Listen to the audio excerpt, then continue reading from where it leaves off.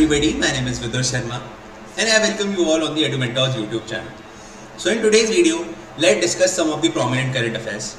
So the first and foremost is WASH High Speed Railways. आपको पता होगा 2015 में China has come with the initiative called as Belt and Road Initiative, right? तो China का BRO that is Belt and Road Initiative जो है BRI, ये इसने शुरुआत करी थी इसकी, और इसमें चाइना का आइडिया है कि जो ओल्ड एंशिएंट सिल्क रूट है, राइट, जो ओल्ड एंशिएंट सिल्क रूट है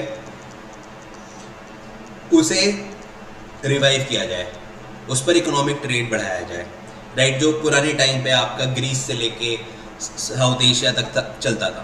तो इसी प्रोग्राम के अंदर अभी रिसेंटली इंडोनेशिया में चाइना के इनिशिएटिव से इंडोनेशिया में एक हाई स्पीड रेलवे लाइन रखी गई है जो कि अराउंड 175 किलोमीटर लॉन्ग है और जिसका नाम रखा गया है Whoosh high speed railway line. So you have to remember in which country it has been initiated. So Indonesian president Joko Widodo officially inaugurated 7.3 billion high speed railway connectivity line, right? So this point you have to remember, and this is a part of China's Belt and Road Initiative, right? Now let's move forward. India में भी over the period of time आप देखोगे बहुत सारे high speed railway programmes launch हुए हैं। तो हमारे इंडिया में जो national high speed rail corporation limited है उसने रिसेंटली डिसाइड किया है कि मुंबई से लेके, right, Mumbai to Sabarmati India is also going to increase a high speed railway line, right. तो ये करीब आपकी 508 किलोमीटर लॉन्ग स्ट्रेच है, राइट, जो कि मुंबई से अहमदाबाद की जर्नी को सिर्फ 2 hours 7 minutes के अंदर खत्म कर देगा। तो ये इंडिया का first national high speed rail corporation का एक तरीके से high speed railway line project है जिसमें ऑन एन एवरेज जो आपकी स्पीड होने वाली है that will be 320 kilometre per hour, right, 320 kilometre per hour from Mumbai to Thane. This will be the first India's high speed train, ठीक है। तो ये सारी चीज़ें बात आपको ध्यान रखनी है। और Whoosh BRI that is border road initiative, ये ध्यान रखना है। चलते हैं आगे to the Bihar caste survey. Bihar caste survey की बात करें तो अभी आपने देखा है रिसेंटली इलेक्शन ईयर्स है तो थोड़ा सा वो कास्टिज्म वाला मुद्दा इंडिया में हिट हो जाता है। तो अभी आपने देखा Bihar has come with the cast survey. Bihar ने अभी एक्सट्रीमली बैकवर्ड क्लासेस और अदर क्लासेस का मतलब एक तरीके से कास्ट सेंसस किया है, नॉट एग्जैक्टली द सर्वे, उन्होंने सेंसस किया और उसमें देखा है कि जो OBC परसेंटेज आई है वो करीब आई है 27.12%, जो शेड्यूल कास्ट पॉपुलेशन है वो आई है करीब 19.65%, जो शेड्यूल ट्राइब पॉपुलेशन है वो आई है करीब 1.68%, राइट। तो थोड़ा अभी उन्होंने अपना एक पर्सनल स्टेट लेवल पर अपना कास्ट सर्वे करा है। तो क्वेश्चन आएगा कि किस स्टेट्स ने अभी एक कास्ट सर्वे करा है। Please right the answer, that is Bihar, right, number 1. The second thing you have to remember is that Bihar is a state जो कि लीस्ट लिटरेसी रेट वाला स्टेट है। बिहार की कैपिटल आपको पता ही है दैट इज पटना, राइट। अगर मैं यहाँ पर सेक्स रेशियो की बात करूँ तो वो भी क्या है, बिहार में सबसे कम है, ठीक है, स्टेट वाइज, ठीक है। लिटरेसी रेट कम है। अगर मैं बात करूं पॉपुलेशन डेंसिटी तो वो बिहार में सबसे ज़्यादा है इन टर्म्स ऑफ स्टेट। हालांकि दिल्ली में ज़्यादा है पर दिल्ली यूटी हो जाता है। बिहार में एक बहुत फेमस रिवर है कोसी, जिसकी वजह से हर साल आप देखोगे आए दिन वहाँ पर फ्लड्स की सिचुएशन होती है। तो Kosi is called as sorrow of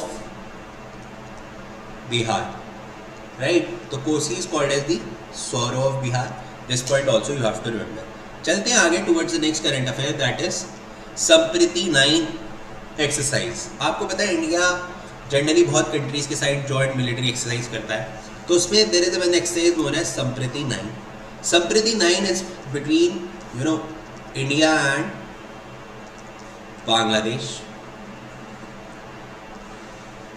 Bangladesh और इंडिया के बीच में होती है आपकी संप्रीति 9 एक्सरसाइज, राइट। इस साल that is in 2023 this exercise has been commenced in Meghalaya, right.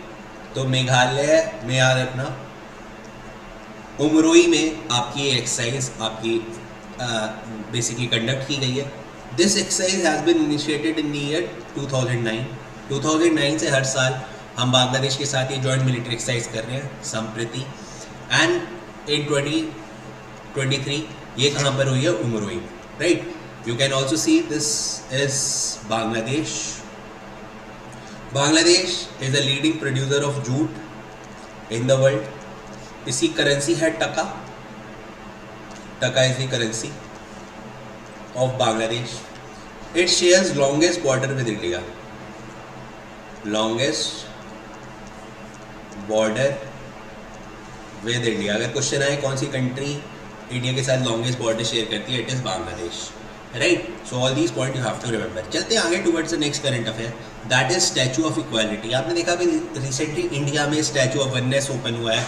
India में भी अपना एक स्टैचू ऑफ इक्वालिटी है हैदराबाद में, लेकिन अभी बहुत इंपॉर्टेंट है कि स्टैचू ऑफ इक्वालिटी आपका इनॉग्रेट हुआ है मैरीलैंड यूएसए में, and this statue is dedicated to the father of Indian Constitution, that is Dr. B.R. Ambedkar.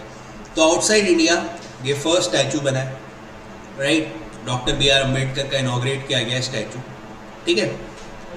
Important बात ये है कि ये statue crafted by Ram Sutar, who is also the one who has designed the statue of Sardar Patel, right? So this point also you have to remember.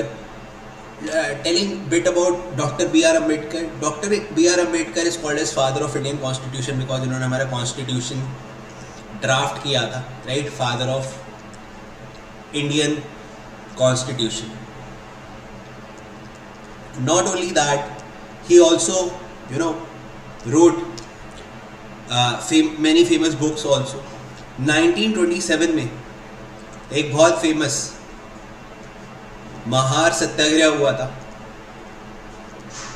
That is also initiated by doctor B.R. Ambedkar. फिर आपको बताऊंगा 1932 में बहुत famous Poona pact हुआ था, right. Poona pact, this Poona pact is basically between doctor Ambedkar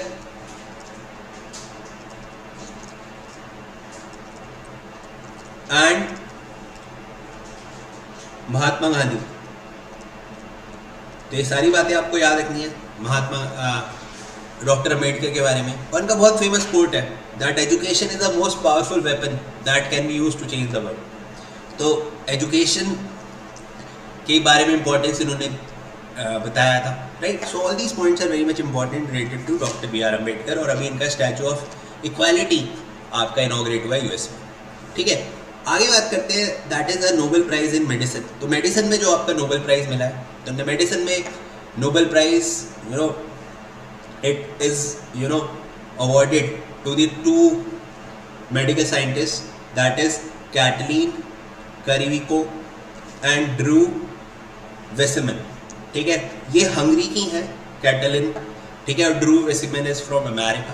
और इनका वो क्या रहा है contribution, so they have contributed heavily in the highly effective mRNA vaccine.